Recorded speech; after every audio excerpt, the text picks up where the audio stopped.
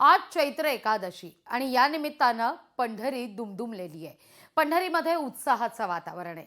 चैत्र एकादशीच्या सोहळ्याकरता पंढरपूरमध्ये जवळपास 4 लाख भाविक दाखल होतील असा अंदाज वर्तवला जातोय। विठुरायाचं दर्शन घेतल्यानंतर भाविक कावड घेऊन शिंगणापूरला शंभू महादेवाच्या दर्शनाकरता या निमित्तानं जात असतो।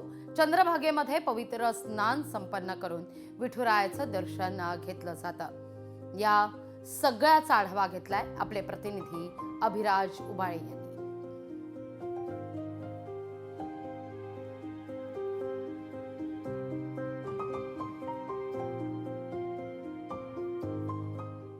आज चैत्री एकादशीचा सोहळा आहे आणि या सोहळ्यासाठी विठुरायाचं दर्शन घेण्यासाठी राज्याच्या कानाकोपऱ्यातून लाखो भाविक पंढरपूरमध्ये दाखल झालेले आहेत। आपण आता चंद्रभागा नदीच्या तीरावर आहोत। आपण या ठिकाणी बघू शकताय भक्त पुंडलिकाच्या मंदिराजवळ मोठ्या प्रमाणात भाविकांनी चंद्रभागा नदीमध्ये स्नान करण्यासाठी गर्दी केलेली आहे आणि चंद्रभागा नदीमध्ये स्नान करून भाविक विठुरायाच्या पदस्पर्श दर्शनासाठी जात आहेत। त्याचप्रमाणे भाविक नौका विहाराचा देखील आनंद घेताना या ठिकाणी दिसत आहेत।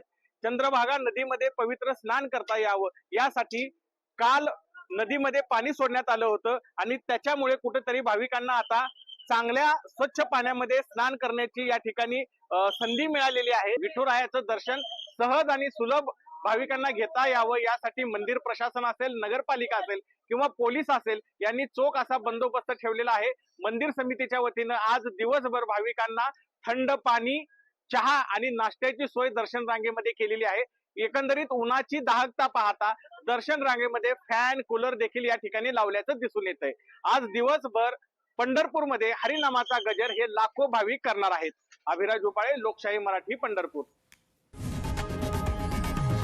लोकशाही मराठी ऐका, पहा, जागरूक रहा।